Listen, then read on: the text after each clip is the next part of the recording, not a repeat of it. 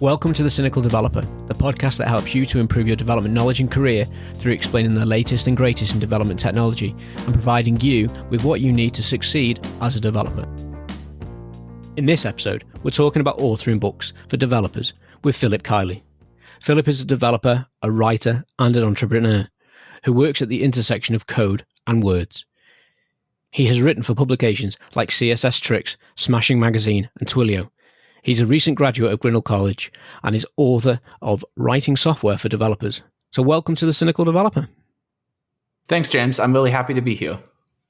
Yeah, it's good to have you on. I think this is a topic we don't cover very often, so it's interesting to get someone to talk about it. And I think you've got a very unique perspective on this whole thing. So I think there'd be some good content for the listeners out there today. Yeah, I'm excited to answer your questions and talk about writing for software developers. Sure. So in your bio, you mentioned there that you're a recent graduate of college, and also that you're an author. So you're an author for books for developers. What pushed you into writing software for developers? So I started out writing articles a little over a year ago, and at the spring 2019, and it started out just as a way to make money. You know, I've been doing a lot of different projects throughout college, and this is just one of the ones that stuck. I started getting more and more clients, and people were reading the stuff that I wrote, and getting all this really good feedback was super motivating to keep working on creating articles. And so it was really cool, you know, that I could be sitting in my dorm room or like this terrible house that I was subletting a room in last summer, and, you know, sending articles to these great publications that would be sending them out to 1,000, 10,000 people. And, you know, no one cared where they were coming from as long as they were something worth reading. And so I figured out pretty quick that, you know, not a lot of people were out there doing this, because if more people were writing, then surely I wouldn't be getting, you know, accepted with all of these publications. So I tried to, you know, address that problem by writing about the whole process of creating technical content. And then, you know, as projects tend to do, that project just sort of spiraled and grew out of control until it became the thing that I launched in May. Sure. So even writing about software takes the exact same trajectory as writing the software itself. It never hits that deadline. Right. It's always a scope creep. Yeah. So you said there that you tried a lot of other things. So you threw mud at the wall until something stuck. So was everything that you were attempting, was it all around writing, or were there other avenues that you were looking at? No, I mean, when I was, you know, a first year, second year in college, I was, you know, learning how to program and trying stuff, making dumb web apps and all this sort of stuff. And, you know, I took it all very seriously and kept trying to think of business models around like making software as a service. But that was just such a huge leap from where I was that just none of it worked out. But then when I started writing and I started, you know, having to come up with topics for articles and come up with things that I knew that I could teach other people, then having all that previous experience, like that's what made me able to do it. Because if I hadn't been working on all these failed projects and learning all of this stuff about web development, then I wouldn't have had anything to write about. Sure. Yeah, it's all about that failing fast, isn't it? And making sure that you dust yourself off and get back up again and carry on. I've done a very similar thing myself, time and time again. I get moaned at by friends and family that I work too hard, but the thing is that I'm always working on something. But eventually, you hit that product or that thing that does work. And I've had several that do, and it's proved that the process does really pay off in the end.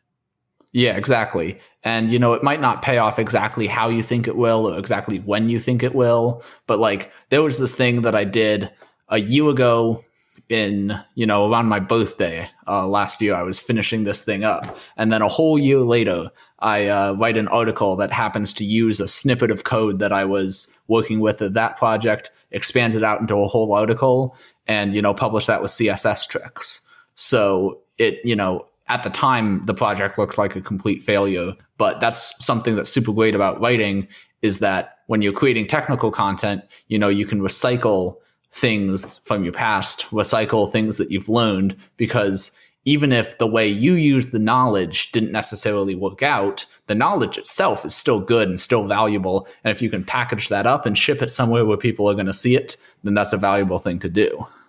Yeah, definitely. So your background currently is college, and with that in mind, what was the first title that you wrote for developers?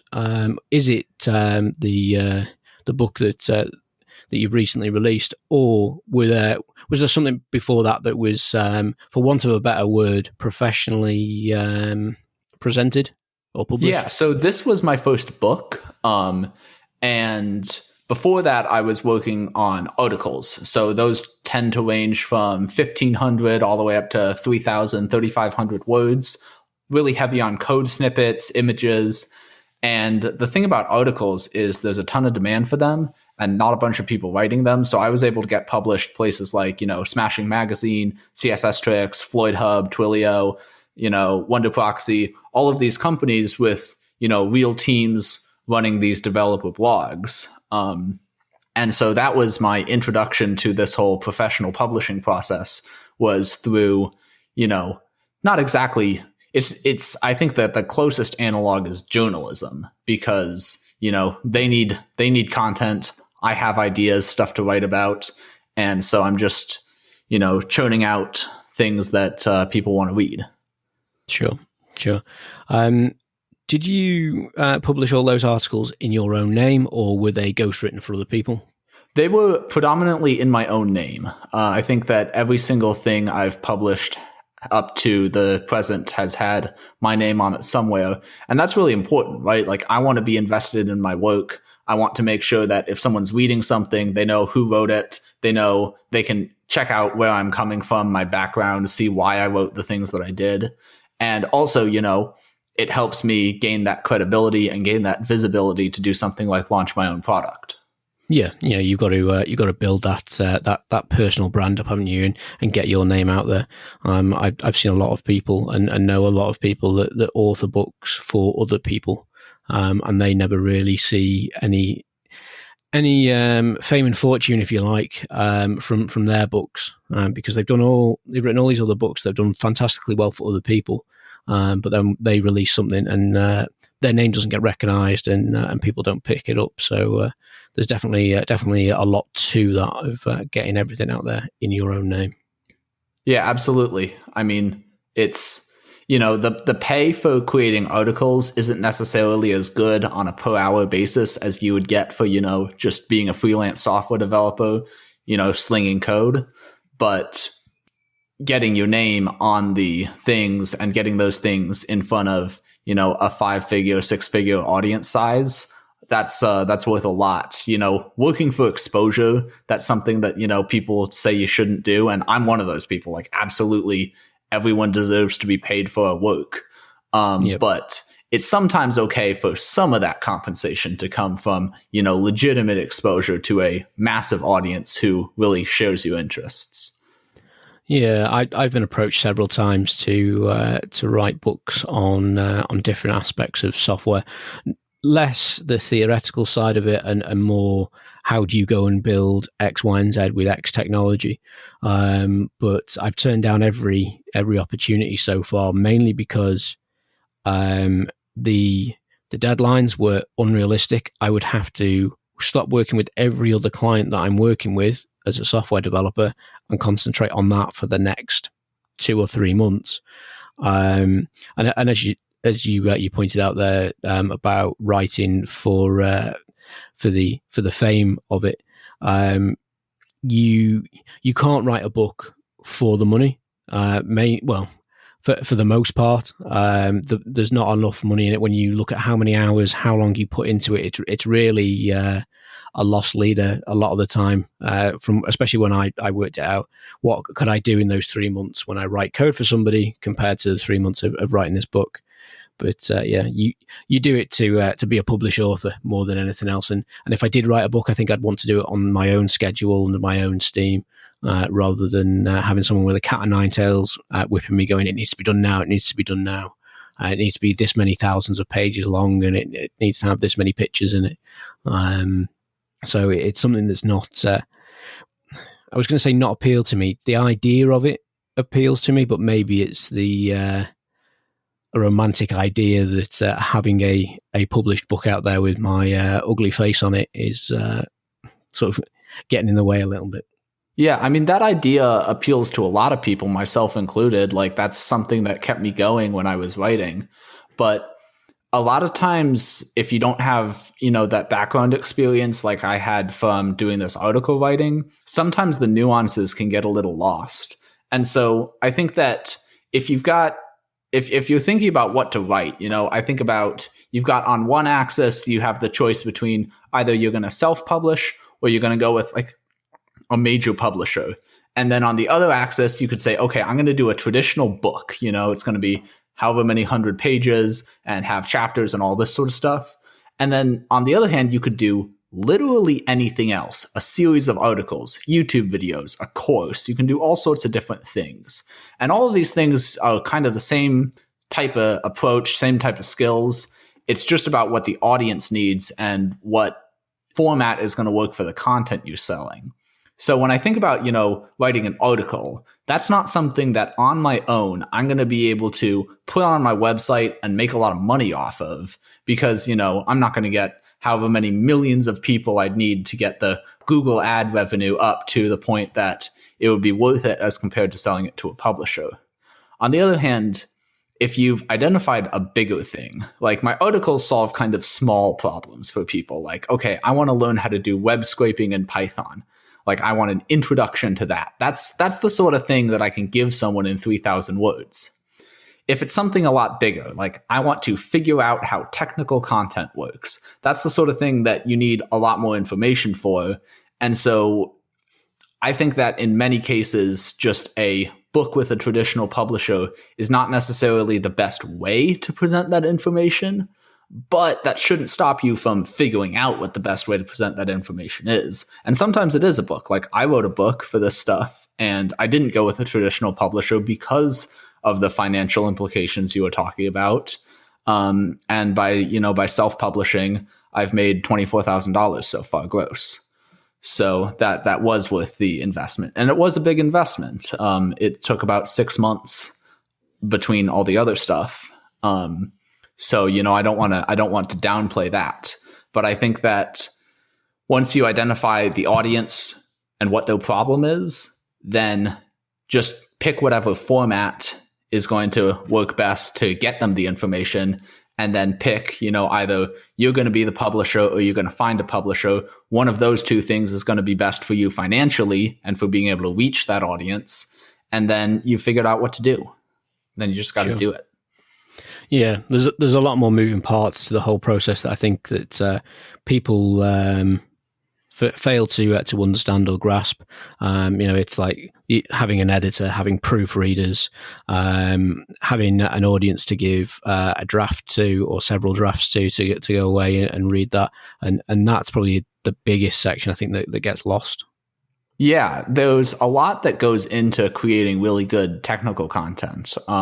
When I was working on this book project, I was really lucky. I had, more than a dozen, almost 24 of my friends chipped in to read, I'll read one chapter, I'll read 3 chapters, I'll give you some detailed feedback, I'll work through the example tutorials, run the code. One of my friends found this really embarrassing bug in code that I was going to put in the book, where I'd missed a thing and it just failed randomly sometimes. Yep. But he just ran the code over and over again until he figured it out. So I had this great team of beta readers. And my mom, she has been a professional editor for longer than I've been alive. Right. So she did a full developmental copy edit and then a paper proofread. And she also did a proofread of all of my interviews and the transcripts that I made of those. Mm-hmm. So, I got thousands and thousands of dollars worth of professional editing services for basically for free. And then, with formatting and publishing like that, for that one, I just put in the time. I figured out how to do it myself. I put it up on Gumroad. So yeah, I mean, the book like the actual words were more or less finished several weeks before I actually put the thing out into the world. There is a lot of work on the back end, and that's an advantage of going with a publisher, whether you're writing something short or something long, is they're going to handle a lot of that. So, that can save you a lot of time. Yeah. It's something I've benefited from with some of my ventures as well. That having a technical background has given me a massive advantage over other people in that particular industry, whatever industry it is that I was looking at. So one prime example is when I used to run an online specialist tropical fish retailer. Now, aquatic retailers don't have hundreds of thousands of pounds to go and throw at a website and an e-commerce platform. So their online presences are abysmal, to put it politely. Whereas what I was able to do was go out and put an e-commerce offering out there for my business. And I understood SEO. I wasn't having to pay extra for the technical side of it. So I had hundreds of thousands of pounds worth of website out there, and it absolutely dominated over all the competitors. No matter what you searched for, I was coming up top of Google and things like that. So there is something in that. It's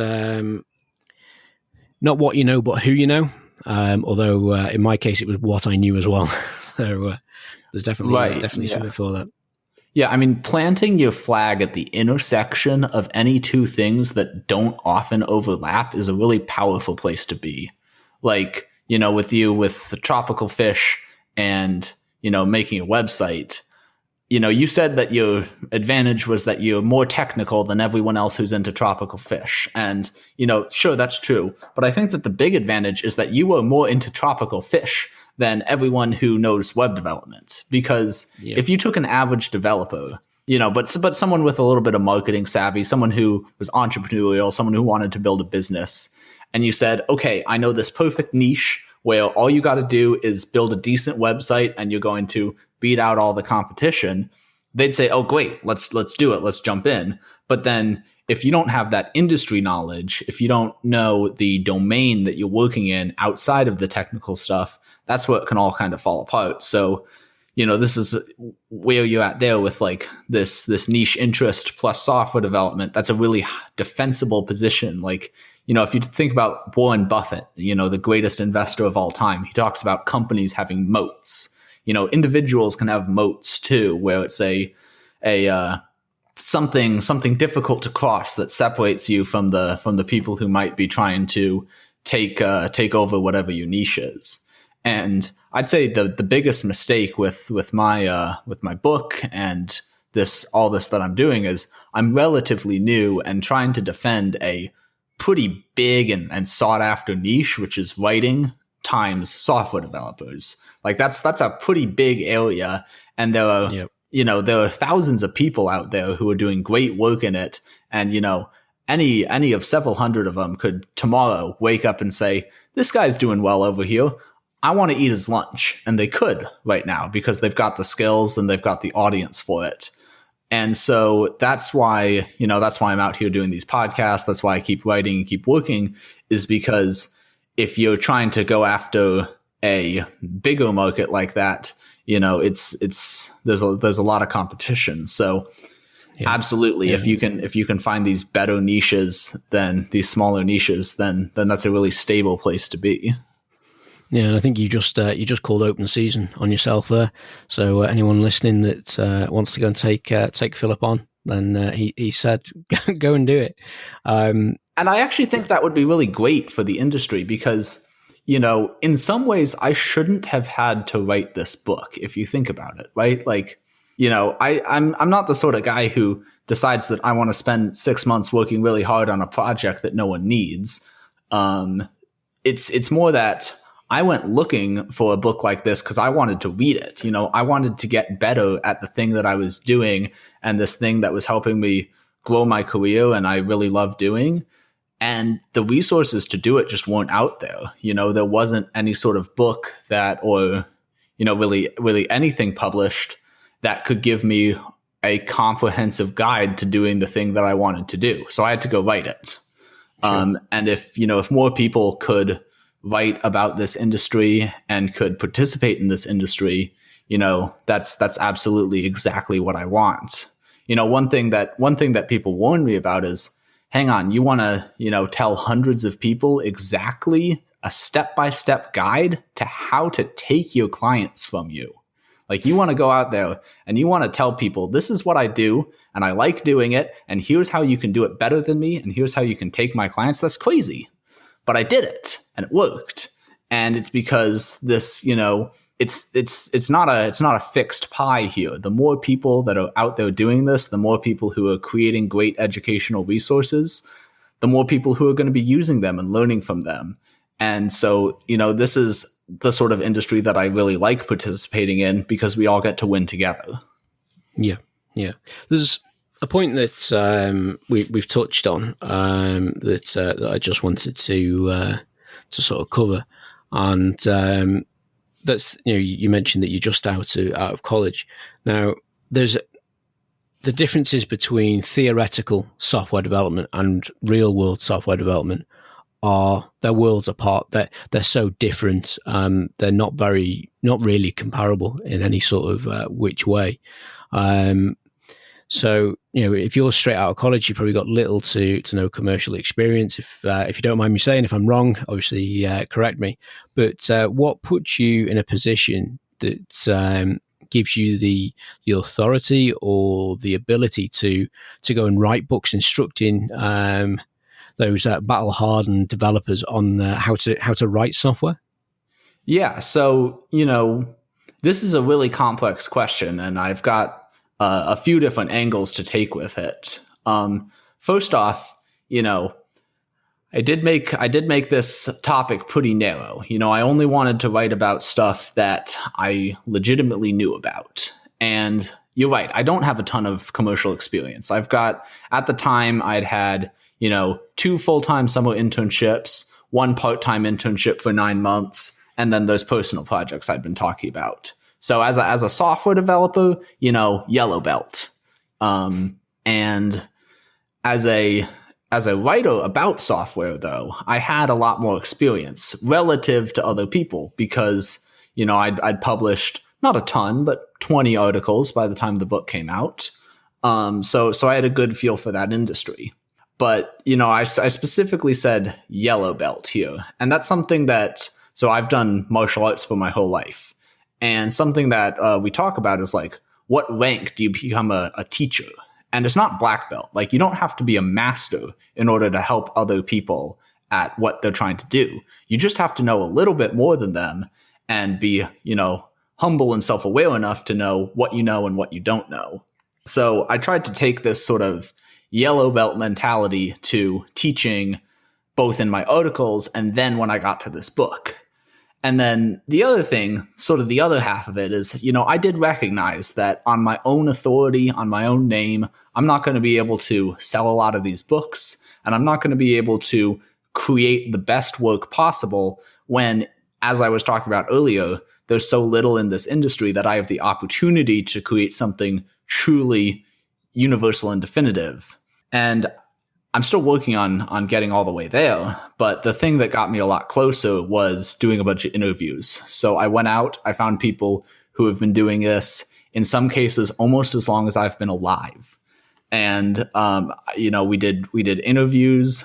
I kind of acted like a journalist, which I have a little bit of training in from college again, from working at my school's newspaper. So I set up this scaffold based on my own experience, and I filled in everything that I was incredibly confident about. And then I went out and I did all these interviews, and I got the rest of the information that I needed. And kind of like a journalist, I filled in the rest of the book, because, journalists, they're amazing. They can write about anything. And I really respect the work that they do. And so just because a journalist might not be an expert in some niche field, they can still report on it well. So, some of the book is me writing from my own experience, and some is reporting. And I think that model is a really powerful way to approach topics so that you can learn about it and you can teach other people as you're learning yourself.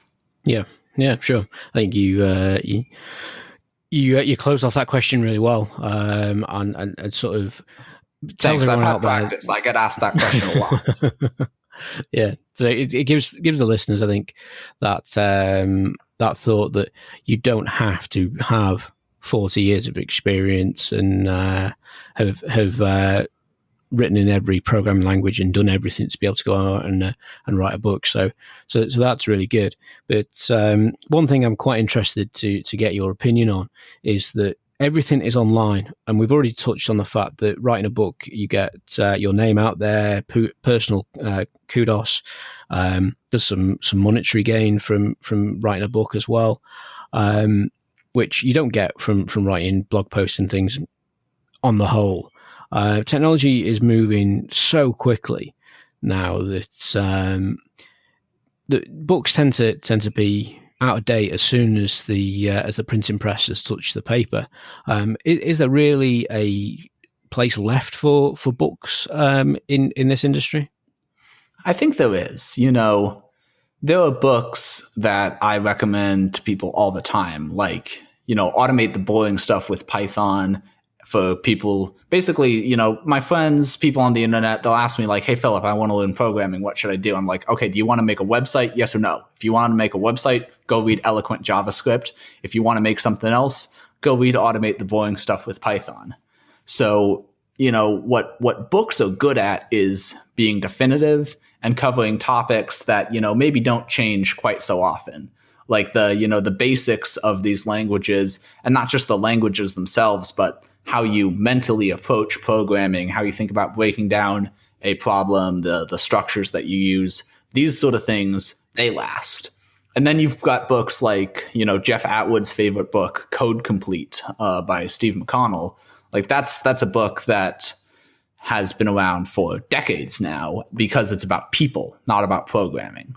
So you can have these technical books that really withstand the test of time, but then there is demand for up-to-date information that, you can think about it like, they publish a new almanac every year. They publish a new Guinness Book of World Records every year. Some of this information, some of this reference material has to get updated.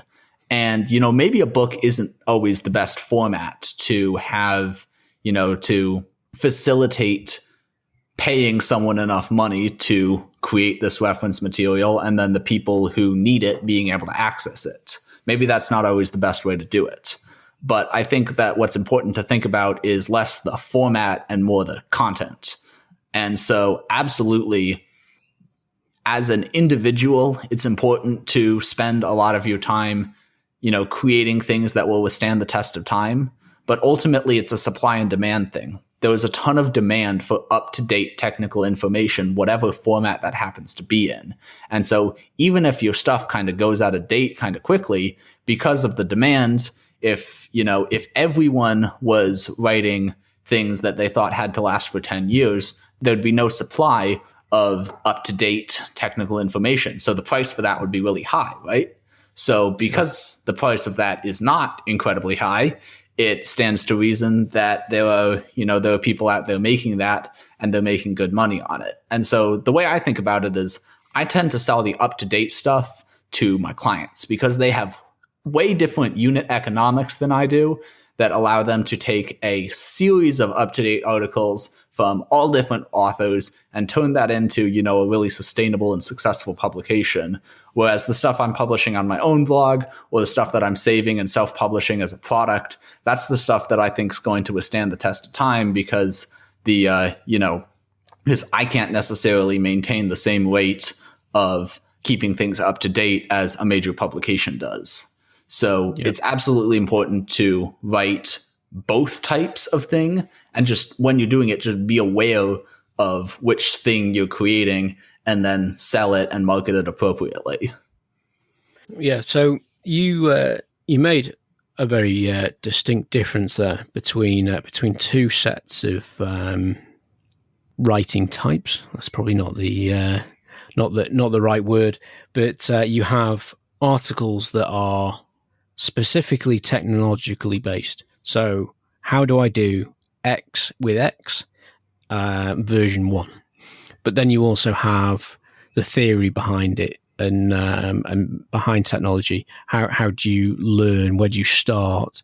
Those sort of publications. So that's a difference, I guess, between like tutorials and informational blog posts, and then writing a book. Your book isn't actually about specifically writing software, is it? No, it's, my book will not teach you how to code even a little bit. What it's about is, first off, okay, you have a technical concept that you want to explain to someone. How do you narrow the scope to make sure it's something you can really write about? How do you do your market research, figure out who your audience is, figure out what they already know and what you can teach them? And then how do you actually break down this idea into steps that people can follow? How do you sit down at your computer and write every day? How do you edit? How do you publish? And then it's got some examples of that, walking through articles. And then the other thing that I really like to talk about is the business of this. Like, this is a lot of work, and there are a lot of other things you could be doing with your time, that different ways to make money or just enjoy yourself. And so what's the point of doing this? And that comes from the business side, getting your work in front of people, making sure that you're getting a fair rate for it, and making sure that you can use it to build some long-term momentum in your career. Okay. So we've got those different formats there. We've got blog posts, we've got tutorials, and we've got writing books. And whether they're instructional books or just informational books, is another difference there. But I guess that your book there is, and a culmination of all of them. There is the tutorial base in there. There's the instructional, informational base there. So it takes all of those different aspects and sort of puts them all together to provide a single product, if you like. Is there a lot of difference between writing blog posts to writing tutorials to writing books? There really isn't. I mean, if you think about it, writing is writing. And if a lot of developers might not think that they're writers, but in many cases we are. We write pull requests. We write readmes for our projects. We write emails to our colleagues. And all of this is based on a very simple step-by-step approach that you take for everything. First off, you figure out what you want to say. Then you figure out who you want to say it to. Then you figure out how you're going to say it. And then sometimes you have to figure out how you're going to get the other person to read it. And so, the format doesn't really matter so much. The formats are just kind of signals we've all agreed on for, generally categorizing different things. It's more important to think about those steps and to work through them systematically, and to have, a really solid approach for each step. And so that's what I prefer to talk about, is thinking about what you do at each one of those steps, rather than thinking about, the difference between different formats. Okay.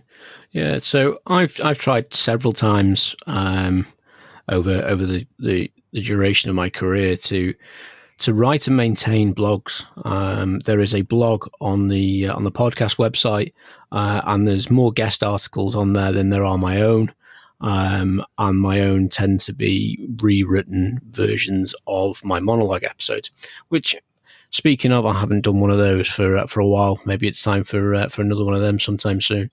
But for somebody that finds it hard or laborious to write a long form blog post, where would you suggest that somebody starts to actually getting into that flow, to be able to write a technical book or just consistently write blog posts? Yeah, so I'd again back up to before the format and think about what your goals are. What do you want to say and who do you want to say it to? And consider, is the blog post necessarily the best way to get that information to people? I personally love blog posts. I write them, I read them all the time.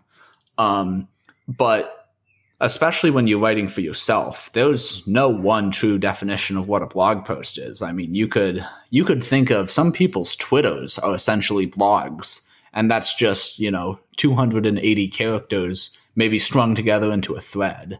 And then on the other hand, you have people like Patrick McKenzie out there publishing, 7,000, 10,000 word articles on his blog and calling it a blog when in fact, really he's publishing like mini books all the time. Writing can be whatever you want it to be as long as you're achieving your goals. And so I think that maybe some of this resistance might not be from the act of blogging itself, but from blogging not being the right way to achieve the thing that you're trying to do. Okay, cool. So normally I get to this point in the show and I ask I ask the guest where the listener should go to find out more on the topic or how they could, I did say how they can start writing, but I guess the answers to a lot of those questions are in your book. So rather than where do they get started, and it's where can they find your book? Yeah, so my book is available on my website at philipkeily.com/WFSD, or you can go to writingforsoftwaredevelopers.com. I have it mirrored there. I do maintain some free resources, though, as well. There's my own blog at philipkeily.com/essays. And then I maintain something called whopaystechnicalwriters.com, which is a list of publications that pay for this kind of work. Those other two, you can get those for free. I also always want to let people know, it says this on my website, but if you're a student or whatever, and for any reason you can't afford a copy of my book, I've sent free copies to tons of people. Just send me an email. I'm happy to provide a free copy. Because ultimately, writing about technology is a great way to break into the field, and it's a great way to get your voice heard in the conversations that are going on the internet, and that should be accessible to everyone. Awesome. So hopefully we'll get all those links in the show notes, so anybody that's driving along doesn't have to quickly grab a pen and scribble it down. So that'll all be good. But I think that just about leaves us with no time left for today. So the last thing I should be doing is thanking you for coming on and talking to me today. Thanks for having me. I've had a great time. Yeah, I've enjoyed it. It's opened my eyes a little bit to the possibilities that are out there, and always never judge a book by its cover.